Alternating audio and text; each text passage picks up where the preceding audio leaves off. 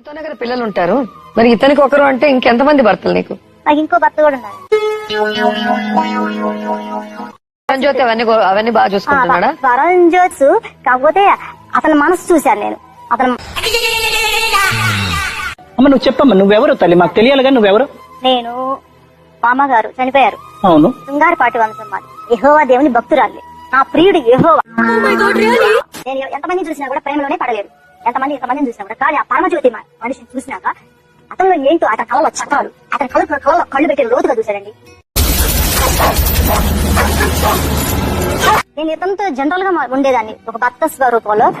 నేను నమ్మను. అతను ఎంతమందిని కన్యత్వాన్ని తీసుకున్నాడో తెలియదు కానీ మన కళ్ళ ముందే గడుచుకోవడం ఏందిరా చండాలమా? ఆ కళలో చక్రాలను చూసి ప్రేమలో పడిపోయి. అతిథ శక్తులు ఉన్నాయన్నావు కదమ్మా. అతిథి శక్తులు అంటే సార్, మొన్న నేను మా ఇంట్లో అక్కడ ఉంది గోల్డ్ బంగారు ఉంది, దాని మీద కాలు పెడితే భూమి ఎత్తైంది సార్. దేవకలేదు కదా, స్టేట్ అయితే భూమి పెరుగుదల పేట భూమి.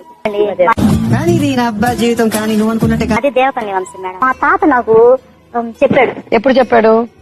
రోజు కనిపిస్తాడు మేడం గారు. చెప్పాడు ఆత్మరూపంలో కనిపిస్తాడు.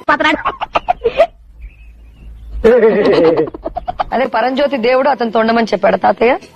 పరంజ్యోతితో కలవమన్నాడు కానీ మొత్తం మందంతా దిగిపోయారు. నీకు వచ్చి చెప్పింది. ఆత్మ ఎప్పుడు నాతో మాట్లాడుతూ ఉంటదండి. పరలోకమున ఉన్న ప్రభువా, దీనికి దయ్యంతో పాటు పిచ్చి కూడా పట్టిందా తండ్రి? ఉందేమో ఆత్మ, ఒకసారి చూడండి ఏం చెప్తుందో ఒకసారి చెప్పండి. ఆత్మ ఎవరు కనపడదు, నాకే కనపడదు. మా అక్క ఎందుకు పుడతారో కూడా తెలియదండి మనుషులు. కొంతమంది బేసిక్ సెన్స్ ఉండదు మనుషుల దగ్గర. ఏం చెప్తుందో ఒకసారి విని మాకు చెప్పండి. ఏం చెప్తుందంటే, ఈ సృష్టిని కాపాడమంటారు. ఈ సృష్టిని కాపాడు అని చెప్తుంది మేడం. ఏ విధంగా? చేసే మూడు ఉత్సాహం సర్వనాశనం అయిపోతాయి.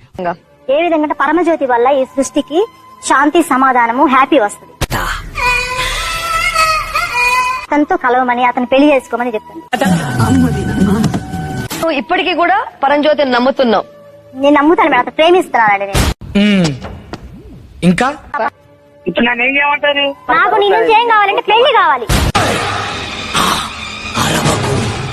అమ్మ తోడు.